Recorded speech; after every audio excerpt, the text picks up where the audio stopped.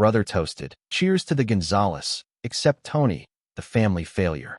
It was Christmas Eve. Tony walked into his parents' house and saw the same thing he'd seen his whole life. Blinking lights, a tree covered in cheap ornaments. That same nativity scene they'd been using since he was a kid. The smell of mashed potatoes and punch filled the air. But underneath all of it was that familiar tension. The kind nobody talks about, but everyone feels. The Gonzaleses were experts at pretending everything was fine, even when things were about to explode. And that night, they exploded. At the table sat the usual suspects. His dad in a plaid shirt, belly getting bigger every year, carving the turkey like he was running a tribe. His mom in her red apron, hair pulled back, serving food while throwing passive-aggressive comments about who didn't help in the kitchen. His uncles and cousins chatted about nothing. Football, cold, nonsense. Then there was Raul, Tony's older brother, the golden child, the king of the family, according to everyone there. He sat with his winner's smile, his girlfriend Carla who looked like a model, and his two perfect kids who said thank you without being told. And then there was Tony, the failure. That's what they'd called him his whole life. Not because he was broke or unsuccessful. Hell no. Tony had money. His auto parts business didn't make him a millionaire, but it kept him comfortable. Nice apartment, nice car, cash to spare. The problem? No girlfriend, no wife, no friends, no social life. He worked. That's it. Up at 6 in the morning, sleep at midnight, reviewing numbers, delivering orders, building something with his bare hands. To them, that meant nothing. For Tony, they'd say, so lonely, so boring. Meanwhile, Raul was the hero. Always at parties, always had a girl on his arm, friends everywhere. A life everyone applauded. Didn't matter that he didn't work. Didn't matter that he didn't have a peso to his name, because Tony was there to bankroll them all. Yeah, Tony paid for everything. When mom said the washing machine broke, he pulled out his wallet. Tony. When dad wanted to paint the house or fix the roof, who put up the cash? Tony. And Raul, the great Raul, always had an excuse. I spent it on a night out with the guys. Carla needed a new dress. The kids have swimming lessons. And Tony, like an idiot, paid it all. Mortgage on Raul's house, the kids' private school, even their yearly vacations. His parents weren't any better. They lived off the money Tony sent them every month because, according to them, the pension doesn't cover it. Meanwhile, Raul strutted around like the perfect son, and Tony was the fool who didn't know how to live. Dinner was going like always. Everyone eating, laughing, passing plates, until Raul decided it was time to shine. He lifted his wine glass. Wine that Tony paid for, by the way, tapped it with a knife to get everyone's attention. Toast, he said in that actor voice he uses when he wants to impress. To the Gonzaleses, the best family in the world. Cheers to everyone, except Tony, the failure whose only asset is money. The table erupted in laughter. Dad let out a laugh so loud he almost spit out his turkey. Mom nodded, wiping a tear like it was the funniest thing she'd ever heard. His uncles laughed out of obligation. Carla smiled with that, I'm staying out of this, but I'm enjoying it face. Raul looked at Tony with that mix of pity and superiority he always had. See, Tony, that's why nobody likes you. Working all day, no girlfriend, no friends. How sad. And they all laughed again. Tony felt a knot in his stomach, but it wasn't sadness. It was rage. A rage that had been building for years, fed by every comment. Every poor Tony. Every time they used him like a personal ATM and then treated him like he was worthless. He looked at his glass of soda. He didn't even drink alcohol, another thing they loved to mock him for. He raised it slowly. Everyone went quiet, waiting for him to say something so they could keep the joke going. To the failure, Tony said calmly, smiling. The one who's about to stop paying your bills. The table exploded in laughter again. Oh, Tony, what a joke, Mom said, patting him on the shoulder. Dad nodded. That's my son, always with his little jokes. Raul looked at him with one eyebrow raised, like he was thinking, poor idiot doesn't even know how to clap back. But it wasn't a joke. They didn't know it, but Tony did. In his head, everything was clear. He'd been turning it over for months. And that toast from Raul, that was the last straw, because the failure had something they didn't. Control. Control over the money that kept them afloat. And in a few days, they were going to learn that the hard way. Dinner went on like nothing happened. They talked about the cold, about how Raul and Carla were taking the kids to see Santa, about how expensive the grocery store was getting. Tony smiled, ate his turkey, nodded when he had to, but inside, he was counting down the hours. While they planned their Christmas shopping with the money they expected him to give them, Tony was planning something much bigger. The day the Gonzaleses would lose their ATM, and it wasn't going to be pretty. When he said goodbye that night and got in his car, he looked at the house in the rearview mirror. The lights were still twinkling. From the outside, everything looked perfect, but inside, things were already crumbling, and Tony was going to be the one to finish tearing it all down. Tony got to his apartment, pulled out his phone, checked the calendar. It was December 25th, just past midnight. In 5 days, on the 30th, Raul's mortgage payment was due. His parents would be expecting their monthly deposit on January 1st, like clockwork. They'd always send him a message on the 28th or 29th with that mix of victimhood and sweetness. Son, can you help us out this month? You know the pension doesn't cover it. And Raul, he didn't even bother asking asking directly. He just let Carla call with her soft voice. Tony, we're a little tight. Can you give us a hand? But this time, he wasn't giving them anything. Not a single peso. This wasn't an impulsive decision. He'd been thinking about it for months. But that night at dinner gave him the final push. Every time he deposited money into their accounts, he felt like they were taking a piece of something from him. It wasn't just the cash. It was respect. They lived their perfect lives. Parties, trips, new clothes. While Tony worked like a mule and got mocked for not having a girlfriend or friends. And for what? So Raul could show off his nice house and his kids in expensive schools, all paid for by the failure. So his parents could talk about how hard it was to live on so little, while Tony paid their water, electric, and even Netflix bills so they could watch their shows. He opened his laptop, logged into his bank account. There it all was. His savings, money from his business, the automatic transfers he had set up. One for Raul, one for his parents. He deactivated them with one click. It was so easy it almost made him laugh. 2 buttons. Done. The flow of money that kept him afloat was cut off like he'd turned off a faucet. He felt no guilt, no fear, just a weird kind of calm. Like when you finish a heavy job and realize you don't have to carry it anymore. He spent the rest of the night planning. He wasn't going to tell them anything. Not yet. He wanted them to find out on their own. To feel the hit when the bank sent them the insufficient funds notice. Or when Raul's landlord knocked on the door with that angry face. He knew they'd come running to him. With tears or with screams. But this time, he wasn't going to give in. He decided something else too. He wasn't just going to stop paying them. He was going to cut them out of his life completely. If they loved mocking the failures so much, let them see how they'd manage without him. The next morning, December 26th, Tony woke up early like always. Made coffee, got to work. The business didn't stop, not even on Christmas. There were orders to review, clients to call, parts to ship. While he was answering emails, his phone buzzed. A message from Mom. Son, dinner was so nice last night, wasn't it? Raul is crazy with his jokes, but we love you so much. Tony smiled, but he didn't answer. It was the typical message to smooth things over. Like a little "we love you" erased years of being looked down on. An hour later, another message came in, this time from Carla. Tony, see you soon. The kids want to see you. And Raul says you're the best uncle. Sure, the best uncle with a wallet, Tony thought. He didn't respond to any of them. He kept working, organizing everything like nothing was wrong. But deep down, he knew the clock was ticking. The 30th was right around the corner, and with it would come the first blow. Raul's mortgage wasn't getting paid. The bank would give them a couple days of grace, maybe until January 2nd or 3rd. But after that, the letters would start, the calls, and then the eviction notice if they didn't come up with the money. And his parents? When they saw the deposit didn't hit on January 1st, they'd panic. He could already imagine Mom crying on the phone, Dad yelling at him about how he could do this to them after everything they'd done for him. But Tony was ready. For the first time in years, he felt free. He didn't have a girlfriend or friends or parties, but he had something they didn't. Control over his own life. And soon, very soon, they were going to realize that the failure wasn't as useless as they thought. The days after Christmas flew by, like they always do when you're waiting for something big. On the 26th and 27th, Tony worked nonstop, answering emails, coordinating shipments, making sure the business stayed on track. December 28th was when the tone started to change. He got a message from Dad, direct like he always was. Son, when are you sending us this month's money? You know January 1st is a holiday and the banks get weird with these dates. Tony didn't respond. An hour later, Mom called. He didn't answer. She left a voicemail. Tony, are you okay? We haven't heard from you. Son, call us when you can. Yeah. Her voice had that mix of concern and sweetness she always used to make him feel guilty. But this time, it didn't work. He turned off his phone and kept working on a big order that had come in that morning. December 29th, things got serious. Raul texted him. Hey, what's up with you? Carla says you're not answering, and Mom's worried. Did you make this month's transfer or what? There it was. The first sign that something was wrong. The mortgage was due the next day, and Raul knew Tony always paid a few days early to avoid problems. Tony didn't answer. Instead, he pictured Raul's face. That mix of confusion and anger he'd get when things didn't go his way. He was probably at home with Carla and the kids playing in the yard, thinking Tony was the same old Tony, the one who'd always come running to fix their lives. December 30th hit like a freight train. Tony woke up early, made coffee, checked his bank account. Everything was in order, his savings untouched, business running smooth. Not a single peso transferred to anyone. He sat on the couch with his laptop and waited. It didn't take long. At 9 a.m., his phone started ringing like crazy. It was Raul. Tony didn't answer. Raul called 3 times in a row, and a message came through. Tony, answer. This isn't a joke. The bank sent me a notice. Says the payment didn't go through. What's going on? 10 minutes later, Carla called. Her voice in the message was less sweet this time. Tony, please call us. This is serious. The bank is saying they're cutting us off tomorrow if we don't pay. Tony did nothing. Just sat there drinking his coffee, watching the world they knew start to shake. By noon, Mom and Dad joined the chaos. Mom called crying. Son, what's wrong with you? Why won't you answer? We need the money for the month. Please don't do this to us. Dad was harder. Tony, this isn't a game. Call us now or I'm coming to your place to find you. December 31st, New Year's Eve. That's when everything exploded. Tony thought they'd spend the day looking for solutions, calling friends, calling the bank, but he was wrong. Around 3 p.m., while he was reviewing some invoices in his living room, someone rang the doorbell like they wanted to break it. He looked out the window. Here they were. Raul, Carla, his parents, even the kids. All of them piled up at the entrance to his building. Raul's face was red like he'd been screaming crying the whole way there. Dad was pounding on the door with his fist. Mom stood in the back with her arms crossed. Carla held the younger kid while the older one ran around. Tony opened the door because there was no avoiding it. The second he stepped out, Roll came at him. "What's wrong with you, Tony? Are you insane? The bank is calling me. They're saying they're taking the house tomorrow if I don't pay." He screamed so close Tony could smell the coffee he'd probably drank to calm his nerves. Dad jumped in too. "Explain yourself. Why didn't you send the money? We depend on you." Mom started crying in the background. "Son, how could you do this to us? What did we do to you?" Carla looked at him like he was a monster. Tony tried to stay calm. "I'm not paying anymore," he said, crossing his arms. "It's over." Roll froze for a second, like he didn't understand the words. Then he exploded again. "What do you mean it's over? I have kids, Tony, family. You can't do this to us over a stupid joke at dinner." Dad stepped forward, pointing his finger at him. "You're selfish. That's what you are. After everything we've done for you, you're leaving us on the street." That's when Tony lost it. "Everything you've done for me? What? Making fun of me because I don't have a girlfriend? Living off my money while Roll blows it all on parties? I've been supporting all of you, and you call me a failure," he yelled. And for the first time in years, he didn't care who heard him. Neighbors started peeking out their windows, but Tony didn't care. Roll tried to grab his arm, but Tony pulled away. "Don't touch me. If you care so much about your house, get a job. And you too," he said, looking at his parents. "Stop waiting for me to solve your lives." Mom cried harder. Carla started screaming that he was heartless. How could he do this to the kids? The kids were scared, watching from the stairs. For a second, Tony felt a pang of doubt, but then he remembered the laughter at dinner. The toast, "Cheers to Tony," failure, and the doubt disappeared. "Get out," he said, pointing to the street. "There's nothing here for you." Roll looked at him with pure hatred, like he wanted to punch him, but Dad stopped him. "This isn't over, Tony," Dad said, his voice trembling with rage. "You're going to regret this." They turned and left, Mom crying, Roll cursing, Carla carrying the kids like they were going to a funeral. Tony closed the door, stood in silence. Outside, New Year's fireworks were starting to go off, but inside his head, everything was a storm. He knew they weren't done, that they'd try again. But he also knew one thing. Failure wasn't giving in anymore. January 1st was just hours away, and with it would come the real blow. The unpaid accounts, the closed doors, and a lesson they'd never forget. January 1st came in quiet. At Tony's apartment, at least. But he knew it wouldn't be quiet for them. He woke up early like always, made coffee, sat in the living room with his laptop. No new messages on his phone, which surprised him a little after yesterday's show. He figured they were exhausted from yelling at him. Or maybe they were finally starting to look for a way out on their own. But Tony wasn't letting his guard down. Banks don't wait, and the deadlines that had passed weren't going to fix themselves. Around 9 a.m., he checked his account again. Everything the same. Savings untouched. Business running smooth. Automatic transfers still deactivated. He pictured what was happening at Roll's house. The bank would have sent the final notice by now. Payment not received. Next step, foreclosure. Roll was probably on the phone arguing with some employee who couldn't do anything for him. Carla would be next to him with that worried face she made when things spun out of control. And the kids, poor things, probably confused, asking why Mom and Dad were so nervous. At his parents' house, the story wouldn't be much different. Without the January deposit, they couldn't pay the electric, the water, or even food for the month. Mom would be going through her purse, counting the few bills they had left. Dad would be pacing back and forth, muttering, "This can't be happening." They'd always lived day to day, counting on Tony to show up with the money just in time. But this time, failure wasn't there to save them. January 10th hit like a sledgehammer. Tony woke up early with his stomach in knots. Not from fear, from a kind of energy he couldn't explain. He knew what was happening today. Roll and his family were getting evicted. After days of silent pleas and empty promises, the bank wasn't waiting anymore. And Tony wasn't going to miss it. Not because he wanted to gloat. Or maybe he did, a little. He wanted to see it with his own eyes. Feel it. Make sure all of this was real. He left his apartment at 8 a.m., wore a cap and an old jacket so he wouldn't stand out. Drove to Roll's neighborhood. Parked the car a few blocks away, near a park where he could see everything without being seen. The bank's truck was already there. Two guys in suits reviewing paperwork. A couple of cops standing next to them with bored faces. A small crowd of neighbors was starting to gather, whispering to each other. At 9 a.m. sharp, the door to the house opened. Roll came out first. Jeans and a wrinkled shirt. Nothing like the slick guy who always showed off at parties. He carried a box in his hands, full of random stuff. Kids' toys, a picture frame, loose cables. Behind him came Carla. Red eyes. You're a mess. Carrying the younger kid while the older one ran next to her crying. "I don't want to leave, Mommy," the little one screamed. His voice hit Tony like a knife, but he didn't move. One of the bank guys walked up to Roll with a paper in his hand. "You need to sign here," he said. Cold as ice. Roll looked at him like he wanted to rip his head off, but he grabbed the pen and scribbled something so hard he almost tore the paper. "This is bullshit," Roll muttered, throwing the paper on the ground. Carla picked it up quick, whispering something to him, but he pulled away from her hand and started yelling. "This is all because of Tony. That selfish bastard." The neighbors looked at each other. Some nodded like they knew what he was talking about. Then the real chaos started. The guys from the truck began pulling out furniture. The couch where Roll sat to watch football. The table where Carla served expensive dinners. The giant TV Tony had paid for in installments. Every piece they pulled out felt like another punch. Roll tried to stop them. "That's mine. Don't touch it." But one of the cops pushed him back. "Calm down, sir, or we'll arrest you." Roll stood there, shaking with rage. porch. Carla sat on the curb with the kids, all three of them crying while neighbors took photos with their phones. Suddenly, an old car pulled up. It was Tony's parents. Mom got out running with a plastic bag in her hand, screaming, "Raul, son, what's happening?" Dad got out slower, face pale, shoulders slumped, like he'd been emptied out. When they saw Raul, Mom started crying harder, hugging him while he kept staring at the furniture in the street. "Tony!" Raul screamed, pointing at the air like Tony was standing there. "He did this to us. The failure left us on the street." Dad looked up, scanning the crowd. For a second, Tony thought he'd been spotted. He ducked lower behind the tree, holding his breath. And something happened that Tony didn't expect. Carla stood up from the curb, still holding the kid, and walked toward Raul. "Enough blaming Tony," she screamed at him with a fury Tony had never heard from her. "You never worked, never saved, always waiting for him to save us. This is on you too." Raul turned around, red with anger, and raised his hand like he was going to hit her. The cops reacted fast, grabbed him by the arms while he struggled. "Let go of me," he screamed. But they shoved him against the truck. Mom covered her face, crying. Dad just stared like he had nothing left. Tony left before anyone could see him, got in the car with his hands shaking, drove a few blocks, and stopped in an empty parking lot. That's when he let it all out. It wasn't tears. It was something bigger. Rage, sadness, satisfaction, all mixed together. He pounded the steering wheel until his hand hurt, screamed, they deserved it. But then he went quiet, breathing hard, staring at nothing. The failure had won, but it didn't feel like a victory. It felt like a fire that had burned everything, including him. If you've made it this far, you're invested. So go ahead and subscribe. You won't regret it. A few weeks passed. After losing the house, Raul, Carla, and the two kids had no choice but to move in with Tony's parents. The house was small, just 2 tiny bedrooms and a bathroom that barely worked. And because they hadn't paid the bills, there was no electricity or running water. They were living like it was the 1800s, candles and jugs of water. Tony's parents, who had always let Raul be the golden child who did nothing, finally had enough. They forced him to work. Now Raul was employed as a construction worker, something Tony never imagined he'd see. His dad also got off his butt and started trimming bushes around the neighborhood for a few bucks, something he hadn't done in years while Tony was paying for everything. As for Tony, he was better than ever. The auto parts business kept growing. He had peace. No more messages. No more begging from them. He was done being their ATM. So that's where it ended. Them in their cramped house with no luxuries, working for the first time in their lives. And Tony, free from all of it. The failure came out on top. Here's the thing about people who drain you dry while mocking you to your face. They never think the well will run dry. They never think you'll walk away. Tony didn't just cut off their money. He cut off their entitlement, their false sense of superiority. And when reality hit, it hit like a wrecking ball. Raul lost his house, his dignity, his illusion of being the perfect son. He's swinging a hammer now for minimum wage. His parents lost their safety net. The son they took for granted is gone. They're trimming bushes at 70 years old because the pension doesn't cover it. And Tony, he's not celebrating. He's not happy. He's just done. The final tally? 1 eviction. 1 family living in squalor. 0 apologies received. 0 contact made. Tony answered their calls exactly 0 times. Full justice served. If this story hit you, smash that like button and subscribe for more real betrayal stories every single day. Drop a comment and tell me, did Tony go too far, or did they deserve every second of it?